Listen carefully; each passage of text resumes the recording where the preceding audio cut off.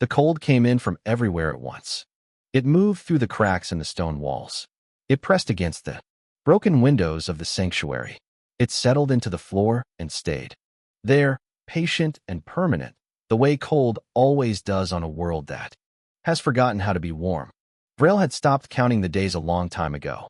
She lay on her side in the innermost chamber of the old sanctuary, her great scaled body curled loosely around the clutch of 6 eggs. Her wings were ruined, the membranes shredded and poorly healed, folded against her back like torn paper someone had tried to press flat again. Her left eye had gone cloudy 3 winters past. The right one still worked. She used it to watch the eggs, and she watched them the way very old creatures watch the things they love when they know they are almost out of time.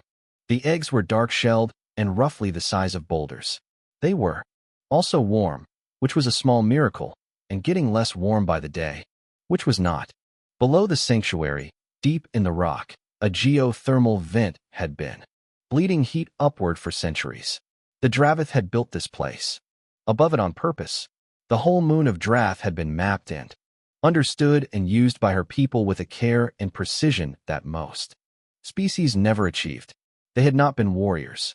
They had not been conquerors.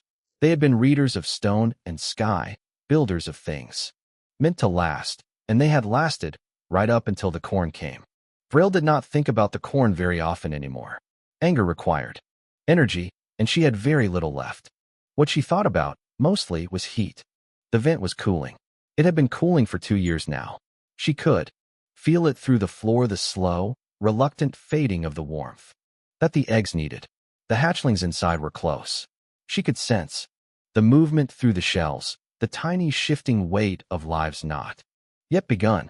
They would be ready to crack their shells within 2 days. Maybe 3. The vent would not last 3 days. She had tried everything she could think of. She had pressed her own body against the eggs for warmth, but her body temperature had dropped, along with everything else. She had tried to collapse the chamber above the vent to concentrate the heat upward. The stonework had resisted her weakened efforts, and she had only succeeded in bringing down part of the eastern wall, which now let in a permanent draft.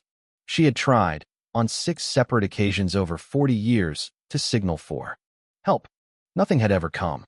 The galactic consensus had declared Drath a dead world. She had heard the announcement on a salvage communications relay before that relay finally failed. They had sent a memorial probe 18 years ago. She had hit it with a rock. She was not proud of that, exactly, but she was not sorry either. Outside the sanctuary, the sky was the color of old ash. The red star that Drath orbited gave light without warmth, the way a candle seen through thick glass gives light without fire. The plains beyond the ruins were empty. The forests that had once covered the lowlands were gone, burned in the first years after the corn came, and never regrown because there was nothing left to reseed them. Vrail shifted her weight carefully, redistributing what warmth she could around the clutch. One of the eggs rocked slightly. She steadied it with her snout. She had been present for the hatching of 412 Dravith young over the course of her long life. She had spoken the birth name over every one of them. She knew the exact sound an egg made. In the last hour before it cracked, a very faint, very high sound. Almost more vibration than noise. That meant the hatchling inside was working at the shell with the small curved tooth they were all born with, and lost within a day. She had not heard that sound yet. She was not sure she would. She began to recite, very quietly, the names of the dead. This was an old Dravith practice. You named your dead so they would not become nothing. You named them so something in the world still held their shape. She had been reciting for years. There were a great many names. She was somewhere in the middle of the 3rd generation before her when her good eye caught something. A light. High up. Moving wrong for a star. She watched it. It was descending. Irregular in its movement, correcting and recorrecting, the way something moved when it was being steered, rather than falling. It was not a corn ship. She knew corn flight. Patterns the way a creature knows the gait of its predator. This was something else. She tried to reach the scanner she had salvaged from the memorial probe. Her body would not cooperate. She had simply been too still for too long. She watched the light instead. It grew slightly brighter as it descended into the lower atmosphere. Then clouds swallowed it, and it was gone. Vrail settled back against the eggs. She told herself it was debris. She told herself it was a corn scout. Running dark. She told herself all the things she had told herself over 40 years of watching lights that turned out to be nothing. She closed her good eye. Under her body, through the cooling floor, the vent gave one last slow pulse of warmth, as though the moon itself was trying. The eggs held their quiet. Inside them, 6 small hearts kept beating. Outside, somewhere in the ash-colored dark, something was still moving. Through the clouds. The planet was not supposed to be on the list. Dorian had 3 moons to scan for deep-core iridium deposits. A 6-week contract, and exactly enough food and fuel to complete it. Without any complications. He was 44 years old and had spent most of those years doing geological survey work in parts of the galaxy that other people found unpleasant. He was very good at it.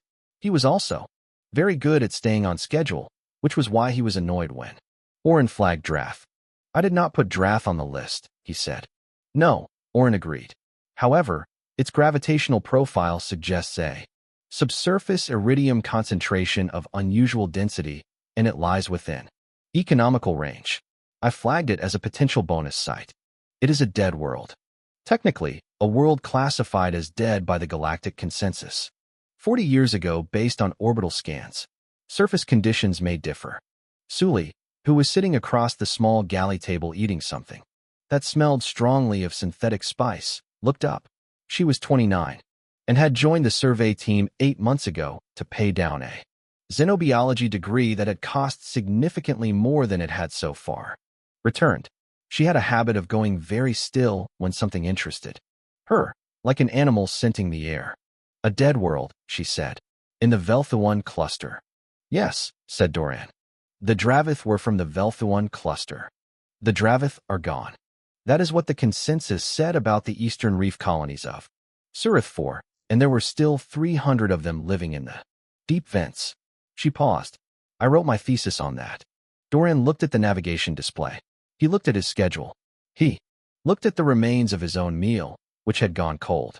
One pass, he said. If the iridium scan comes back empty, we move on.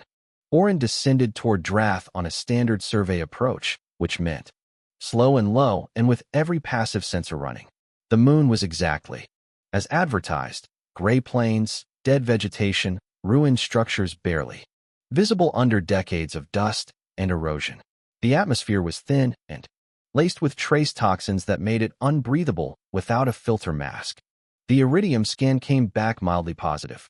Not the unusual density Orin had predicted, but enough to justify a closer look. Then Orin flagged something else. Thermal anomaly, it said. Grid reference 774. The signature is small and consistent. It does not match geothermal baseline for this region. Define small and consistent, said Dorian. Too regular for a methane pocket. Too persistent for a surface reaction. It has maintained the same output for at least as long as we have been in sensor range, which suggests it has been doing so for considerably longer. Sully was already out of her seat. Dorian told Orin to hold position and went to look at the display. The anomaly was a tight cluster in what the old consensus maps labeled as a structure site ruins of some kind. The thermal output was low. If you were not looking for it, you would miss it entirely. He thought about his schedule. He told Orin to take them down. They landed 300 meters from the ruins and walked the rest of the way in filter masks and insulated suits. The ground was hard and pale, cracked in long shallow lines like old pottery. The ruins resolved slowly out of the gray walls, still standing in places, archways. Intact, stone that had been worked with obvious skill and obvious age. Dorian saw Vrail first. He stopped. He had seen large creatures before. Survey work took him to worlds with megafauna regularly. He had been charged by things the size of buildings. On 4 separate occasions. He was not, in general, easily startled. Vrail was not trying to charge him. She was barely moving. But she was large in the way that made the architecture around her suddenly make sense. This building had been built for beings her size, and she fit it the way furniture fits a room designed for it. She was dark-scaled and ancient, and broken in ways that were obvious even from a distance. And she was curled around something. His first instinct was to step back. His second instinct, the one that actually moved him, was to check whether she was still alive. She was. Barely. Behind him, he heard Suli make a sound he had never heard from her before. He turned. She was standing over the clutch of eggs, very still, her scanner in her hand, and her arm not quite raised to use it. She counted them with her eyes. Doran. Her voice was stripped of everything except the information. They are warm. There are 6 of them. They are warm, and there is something moving inside. He looked at the eggs. He looked at Vrail. He looked at the floor, where the faint warmth rising from the stone was noticeably less than it should have been.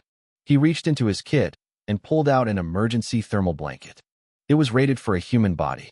Vrail was approximately 30 times the mass of a human body. He put the blanket over her anyway, tucking it against her side with the businesslike manner of someone who has decided not to think too hard about the math. Then he got on the comm. Oren, I need you to calculate the maximum heat output we can get from the secondary drive coils at a ground proximity of 40 meters. A brief pause. That is not a recommended use of the drive coils, said Oren. I did not ask if it was recommended. Another pause, slightly longer. Calculating, said Oren. The wind moved across the ruins. Suli crouched beside the eggs and pressed one gloved hand very gently against the nearest shell. She held it there. After a moment, she looked up at Doran with an expression he had no category for. He was already walking back toward the ship. Above them, Oren began its descent. Vrail woke to warmth. This confused her more than anything else could have. She had been cold for so long that warmth felt wrong, felt like something her mind was inventing to be kind to her at the end. She lay still and waited for it to fade the way comfortable things always faded. It did not fade. She opened her good eye. A small creature was sitting cross-legged on the floor beside her, holding a device that hummed quietly and emitted a faint blue light. The creature was speaking in a low, steady voice not to Vrail, but to the device, narrating numbers and measurements with the calm focus of someone doing a job they took seriously. Vrail had seen humans twice before, both times from a great distance, both times in the early years before everything collapsed. She remembered thinking they were oddly small for how loud their ships were. This one was not being loud. This one was being careful. You are human, Vrail said. Her consensus standard was old, formal, built from 40 years of speaking to no one. The human looked up immediately. No flinching. That was notable. Yes, said Suli. You should try not to move. You have 3 cracked dorsal plates, and your core temperature is still very low. The eggs. Still warm. Still moving. You did well. Vrail processed this. Someone had said that to her. Someone had told her. She had done well. She could not remember the last time that had happened, and the feeling that accompanied it was so unfamiliar that she almost could not name it. From the entrance of the chamber, another human appeared. Taller, older, with the weathered look of someone who spent more time outside than in. He was carrying what appeared to be a length of insulated piping, which he set down with the careful placement of a man who was improvising structural heating and was not entirely confident in his improvisation. She is awake, said Suli. I can see that. He looked at Vrail with a direct, assessing expression that reminded her, unexpectedly, of the engineers her people had once employed. People who looked at problems and categorized them without drama. I am Doran. The ship outside is putting heat through the floor via the drive coils. It is not elegant, but it is working. How long have the eggs been close to hatching? 2 days, said Vrail. Perhaps 3. Then we have time. He said it the way people say things they are, telling themselves as much as anyone else. Oren's voice came from a small device on Suli's belt, the ship AI, linked through a portable relay. It had been mediating their early communication, smoothing the gap between Vrail's formal old standard and the human's current version of it. Vrail had found, after the first hour, that she preferred to direct her words through Oren. The AI's voice was precise and did not carry the weight of too much feeling, which made the things she needed to say easier to say. Through Oren, she told them about the Dravith. She did not plan to tell them everything. She planned to tell them only what was relevant. But it had been 40 years since anyone had asked. And once she began, she found the words had been waiting a very long time. For somewhere to go? She told them how the corn came. How there was no warning that would have been believed even if it had been given. How the Dravith had a policy of open space. They welcomed travelers, logged all arrivals, maintained cordial relations with 30 neighboring species. How that openness was used against them in the first 6 hours. How the Galactic Consensus received distress signals for 9 months before the first formal session of debate was called. Doran and Sully listened. They did not say it was terrible. They did not say they were sorry. They did not offer explanations for why the consensus had failed. They simply listened, and this was more than anyone had given her in 4 decades, and it cost them nothing except time, and they gave it without hesitation. When she finished, it was Sully who spoke first. "I want to show you something," she said, and turned her scanner so Vrail could see the display. 6 small shapes, 6 beating hearts, rendered in pale blue light against a dark screen. They are all strong. All 6. Vrail looked at the screen for a long time. Then Orin spoke, and its voice carried something that was not quite urgency, but was adjacent to it. "I am detecting a Corn Patrol vessel entering the outer system. Destroyer class. Standard sweep pattern. At current velocity, they will achieve scanning range of Drath in approximately 9 hours." Doran looked at the ceiling the way people look at ceilings when they are thinking fast. "Can they detect the ship?" "At current drive output, yes. The heat signature from the coils is significant. Standard stealth protocols will not fully compensate." Options: reduce drive output, which will lower sanctuary temperature. Relocate the ship beyond the horizon, which will also reduce heat transfer. Depart the system, which resolves the detection issue entirely. "That last one is not an option," said Doran. Orin did not argue. It was not built to argue. It simply said, "Understood. I will model the first 2 scenarios and identify the minimum safe output threshold." The room was quiet for a moment. The warmth that the drive coils were pushing through the floor held steady. Outside, the gray sky of Drath sat on top of everything like a lid. Sully looked at the eggs. 30 to 40 hours until hatching, she said. And when they hatch, they are going to need protein. Specific mineral-rich water. Sustained heat. She paused. "Orin, what can the fabricator produce from current raw material inventory?" Orin told her. She pulled a face that communicated, clearly and without words, that the answer was not sufficient. "I will keep trying," said Orin. "Good," said Doran. He picked up the insulated piping again and looked at where it connected to the makeshift heat channel he had been building. Along the floor. "So will we." Vrail watched them work. The small human and the tall one, moving around each other in the confined space with the easy coordination of people who had learned each other's habits through difficult circumstance, solving each problem as it arrived, not asking whether the problems were solvable first, just starting. She had waited 40 years. She had not expected this. She pressed her body a little closer to the eggs and let the warmth from the floor move through her, and for the first time in a very long time she did not count the ways things could still go wrong. The first crack appeared at the 3rd hour of the 14th day of the 9th month of the 40th year since the Dravith died. Vrail saw it. She did not move. She barely breathed. It was a thin line running from the rounded top of the largest egg down toward its base, pale against the dark shell, the way a river looks from very high up. Then the line branched. Then, from inside, something pushed. Sully, who had been running a bioscan from the far side of the chamber, went completely still. Doran, who was checking the heat channel joints in the floor, looked up at her expression and then looked at the egg. He set his tools down quietly and did not pick them up again. What came out of the first egg was small only by comparison to what it would one day become. It was dark-scaled, gold-eyed, and furious about the cold in the specific total way of all newborns who find reality worse than whatever they were expecting. It shook fragments of shell from its head. It looked at the chamber around it. It looked at Vrail. Vrail spoke one word in Dravith, low and clear and final, the way a door closes on a room you are done with. The hatchling's name, spoken once, which meant it was spoken forever. The second egg cracked 40 minutes later.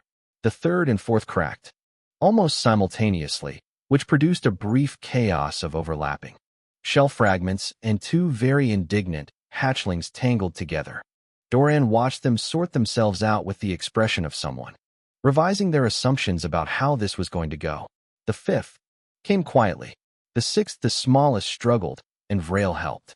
It with one careful claw, a movement so practiced it looked like breathing. 6 names, 6 pairs of gold eyes, 6 small scaled bodies pressing together for warmth in the nest. Sully was recording everything. She had not asked permission. She would think about that later. Right now she was recording because the alternative was just standing there with her hands empty while history happened in front of her, and she was not built for that. Then the hatchlings needed to eat. The fabricator had produced something.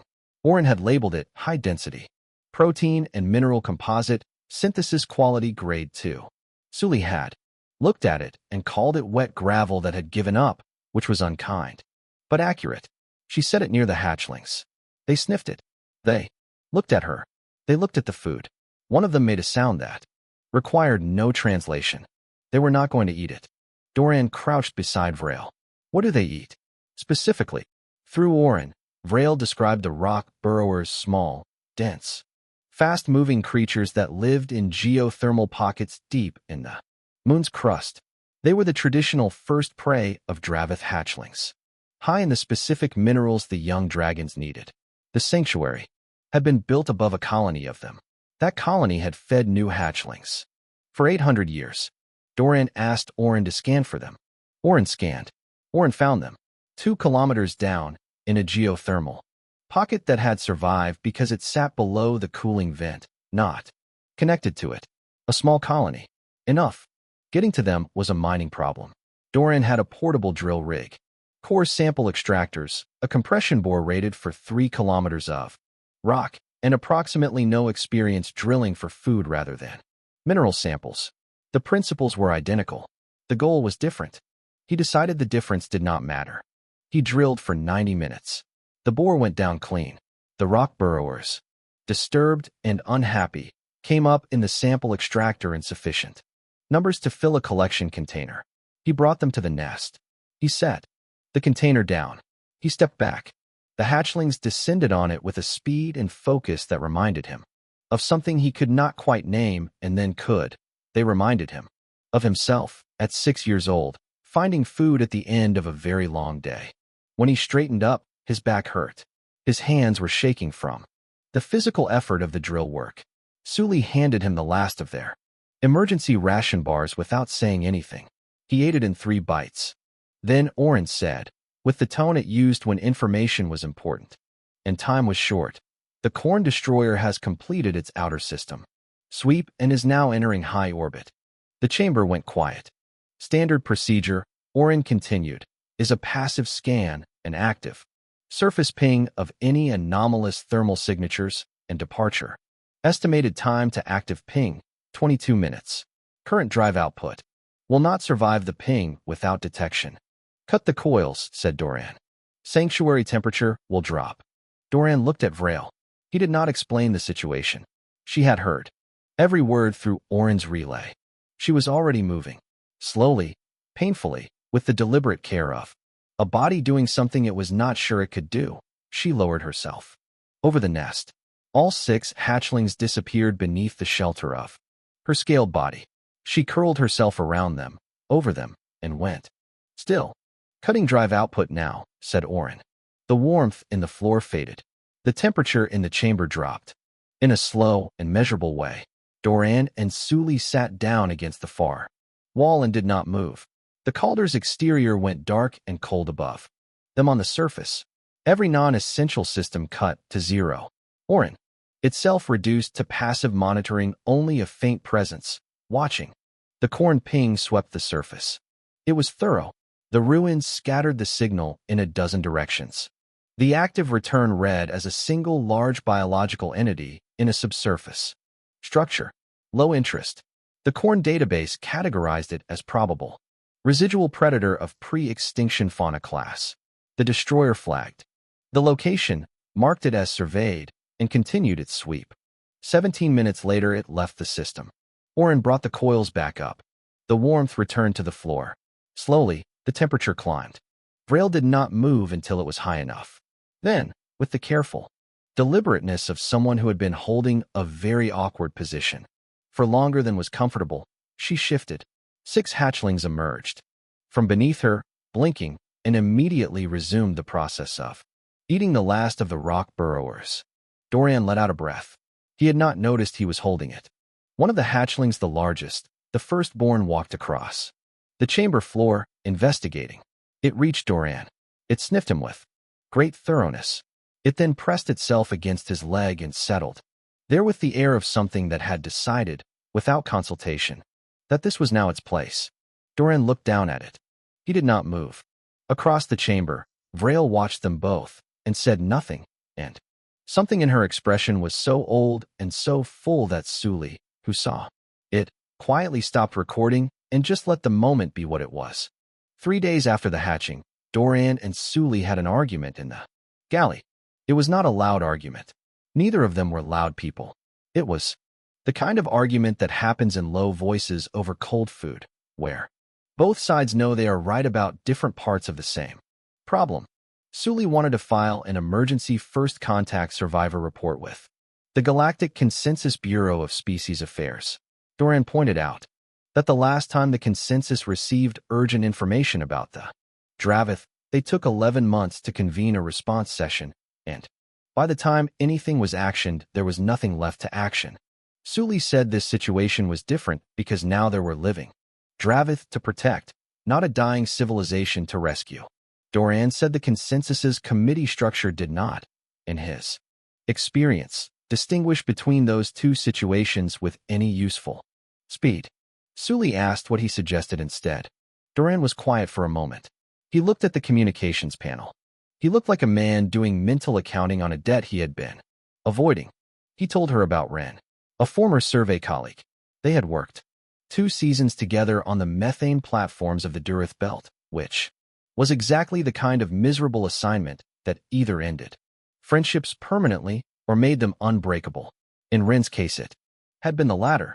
Ren now ran logistics coordination for a multi-species humanitarian relief fleet, a private operation, funded by a coalition of independent donors that moved faster than any government body because it had no government bodies in it. Call him, said Suli. I am going to. Now. I was always going to do it now. He made the call. Ren answered on the 3rd signal, which meant he was not in a meeting, which meant Dorian had caught him at the right moment, which felt like the small, ordinary luck that good timing always turns out to be. He explained the situation. Ren asked 3 questions. The questions were practical: location, status of the living Dravith, current threat level from Corn Patrol, activity. He did not ask why Dorian was involved. He did not ask whether the survey contract covered this. He asked the questions that established whether he could help, and when the answers told him he could, he said he would redirect a vessel. After the call, Dorian sat back and found Suli was no longer in the galley.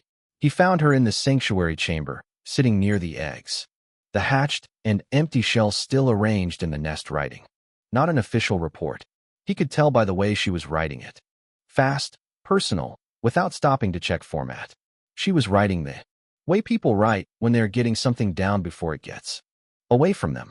She wrote about the eggs. She wrote about the cracking of the first shell and the sound it made. She wrote about Vrail speaking the names. She wrote about the hatchlings eating for the first time and the specific sound the largest one had made when it pressed itself against Dorian's leg as though it had always known where it belonged. She wrote about the corn ping passing over them in the dark. She wrote about Vrail's face when Suli had shown her the 6 heartbeats on the bioskin display, and she tried 3 different ways to describe it before leaving a blank space and writing, "Some things cannot be made smaller than they are." When she finished, she sent the document to 3 places.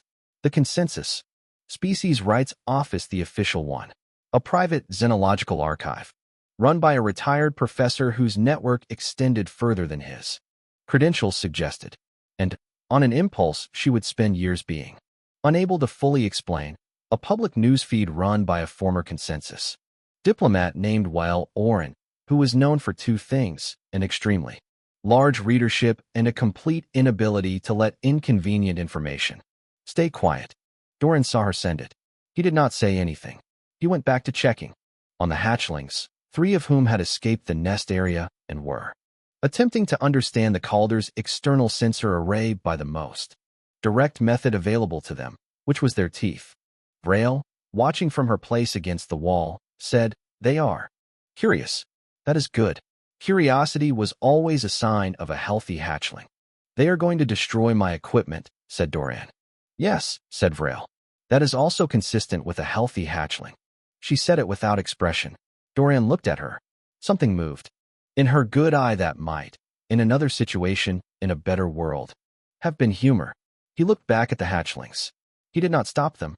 18 hours later, the news feed post went up. While Oren had not changed a word of Suli's account, she had added a single line at the top: "Read this. Then tell me what we are going to do about it." 6 hours after that, 3 consensus member species filed emergency protection motions for draft. 2 independent systems flagged their intent to co-sign. A consensus counselor who had been in office during the original Dravith crisis issued a public statement that began with the word "unacceptable" and contained no mention of committee timelines. Doran heard all of this through Oren's news feed monitoring and said nothing for a while. Then Suli came and stood beside him and said, 38 hours. He looked at her. 38 hours, she said again. From when I sent it. That is how long it took. Doran thought about 11 months. He thought about a memorial probe and an old dragon's grief and a rock. He said, they just needed to not be able to look away. Suli nodded. Ren's vessel entered the outer system 12 hours later and requested landing coordinates. It was a converted medical transport, fast and well-equipped, crewed by people who looked like they had seen hard situations before and had stopped being rattled by them. They emerged onto the surface of Drath and stopped. In front of them, 6 juvenile dragons, an ancient elder, a geologist, with grease on his hands, and a xenobiologist still holding her recorder. One of the hatchlings walked directly to the crew and sniffed the nearest person's equipment scanner with great thoroughness. Vrail said, "They are young. They do not yet know what belongs to them." She paused. "They will learn." Ren's crew looked at Doran.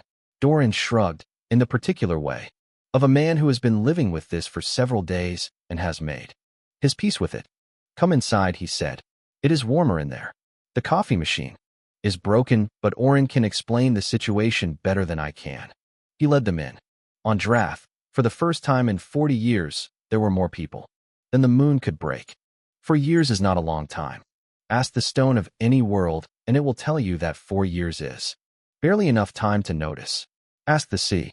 Ask the deep rock beneath a moon's surface where old heat lives in pockets and will not be hurried. But ask something that was almost not there to see the 4 years pass. And the answer changes. Drath had a station now. Small, practical, built from modular components that had been transported in pieces and assembled by a crew of 8 species working in organized disagreement over the best methods. There was a lab, a medical bay, a common area where the gravity plating was slightly off, and everything slid slowly toward the eastern wall. There was a research director named Sova who had a long career in species recovery work and who described the 6 young Dravith as the most exhausting students she had ever attempted to teach anything, which she said every week with the particular tone of someone who had stopped being frustrated about it and arrived somewhere warmer. The young Dravith were, by now, large. Not adult large, but large. Enough that the station corridors had been widened twice, and the common area door had been replaced entirely after the 3rd incident. They were opinionated. They were curious about everything. They argued with the research staff in 3 languages simultaneously and were usually right, which the staff found challenging in the specific way that very bright students are challenging. The geothermal vents had been stabilized. The rock burrower colony had been mapped and managed. In the lowland areas, where the burned forests had been bare for 40 years, something was growing back slow and gray-green and persistent, the way things grow when no one is looking, and no one is stopping them. Vrail walked the lowlands sometimes. She did not walk far. Her body was what it was and would remain that way. But she walked, and she looked at the new growth, and she did not say anything about it. She did not need to. Doran arrived on the 4th anniversary of the hatching. His survey contract had taken him to the far edge of the cluster, and he was heading back through. He told himself Drath was not far out of his way. Sully, who had been on the station for the past year working on her documentation, had communicated this excuse to the station staff with the affectionate accuracy of someone who knew a person well. He came down in the Calder, which had new hull plates on the port side, and a coffee machine that finally worked. He landed at the station pad. The hatchling that had slept against his leg on that first night was waiting at the pad. Doran stepped out of the ship and looked up. The young Dravith looked down. He was large enough now that looking at Doran directly required him to lower his head, which he did, slowly, with the controlled gravity of a creature becoming aware of its own size. Doran said, "You got bigger." The young Dravith said, in consensus standard that was now clean and precise and carried faint patterns of Orin's old translation rhythms. "You got older." Doran allowed that this was fair. He found Vrail in the reconstructed inner chamber of the old sanctuary. It had taken 2 years to rebuild it properly, the original stonework, matched piece by piece using Vrail's memory and the records from an archive drone she had buried decades ago and had honestly forgotten about, until the station crew found it. The chamber looked like itself again. It smelled like the right kind of old. 3 of the young Dravith were sitting in a rough half-circle, listening. Vrail was speaking. She was teaching history, her own people's history, her own people's words, the names and the meanings and the ways the Dravith had understood the stone and sky of their world. She was not frail when she taught. She was very much herself. She stopped when she saw Doran. The young ones turned. She spoke his Dravith name. She told them what it meant, not in translation, but in context. The way meaning lives in context. She told them who this person was and what had happened and how it had mattered. She told it plainly, without decoration, which was the Dravith way of telling the things that were most important. The youngest of the 3 students, small for her age, quick-eyed, asked Doran directly whether he had been afraid. He considered the question the way Vrail noticed he always considered questions from young ones, with complete seriousness, as though the question deserved the same quality of attention as any other. He said yes. He had been afraid the entire time. Afraid he was too late. Afraid what he did would not be enough. She asked why he kept going, then. He said, "Because scared is not the same as stopped." She thought about this with the focused expression of someone filing information for future use. Sully found him afterward, near the edge of the new growth in the lowlands. She told him his documentation from the original landing had been cited in a new galactic consensus protocol on dead world classification. He said he had not written any documentation. She said his conversations with Orin during the landing had been logged and time-stamped and apparently constituted primary source material. He said that seemed like a stretch. She said the consensus also cited the moment he put an emergency thermal blanket rated for a human body on a creature 30 times that size as evidence of the specific quality of human practical optimism that made the rescue possible. He was quiet for a moment. He said, "I knew it would not work. I just could not do it." "Yes," said Sully. "That is what they cited." When he left the next morning, Vrail walked with him to the landing pad. It cost her something to walk that far. She did it anyway. She did not say thank you. The Dravith had no word for thank you in the way smaller gratitudes were expressed. They had a word for something larger. "You are woven into what I am now. You are in the count of things." That made me. She said that word. Doran had spent 4 years learning pieces of Dravith. Not fluently, but enough. He understood her. They stood together for a while in the cold air that was not as cold as it used to be, watching the red star move through clouds that were slightly thicker than they had been 4 years ago, because the growing things in the lowlands were beginning, very slowly, to change the air. He got on his ship. He flew away. Behind him, on Drath, 6 young Dravith watched the ship until it cleared the atmosphere. Then they went back to the long, patient, necessary work of being the future of their kind. The moon turned. The low red star moved across the sky. In the new growth at the edge of the lowlands, something small and quick moved through the stems, alive and unhurried, on a world that had remembered how to hold life again.